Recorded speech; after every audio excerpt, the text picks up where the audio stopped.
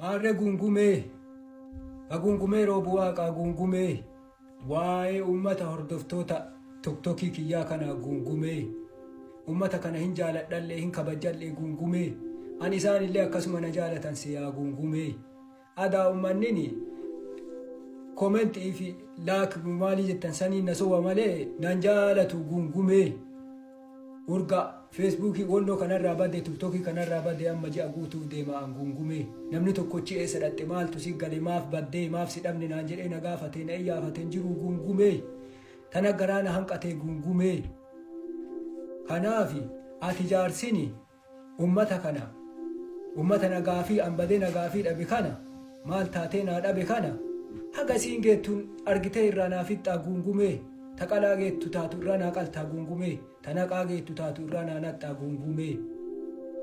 Tana garaana hanqate ummatni kun adaana soba malee nan jaalatu. An ummata kana hin jaaladha. Kanaafi garaana hanqannaan si himata aaraa gungumee. Dubbiin hagana gungumee. Hagana caala dubbachuufi hagana caala himachuufi ummata kanaa wal kabajjinaa wal jaalannaa gungumee. Dubbiin baay'attee fi harreetti hin fe'an jedhanii dubbiin garaana hanqattee dubbiin hordoftoota tiktokii kiyyaa kuniin akki isaan na gaafachuu dhaban akki isaan na dhaaduu dhabanii garaana hanqannaan si himataara siin gaataara ati jaarsi akkasiin na ilaaltaa gungumee. Tanaafi dubbii tiyya uduu oolchiteen bulchine uduu dubbiin tiyya lafeen godhanne uduu dubbiin tiyya miilan fageeffanne dubbii tiyya gabaabuma qabdeeti.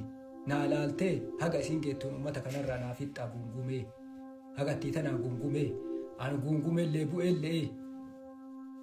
Dubbadhu kennaa dhati qortichi ati jaarsiitti dubbii tana dhaalii naa argi. Hagattii tanaa gungumee.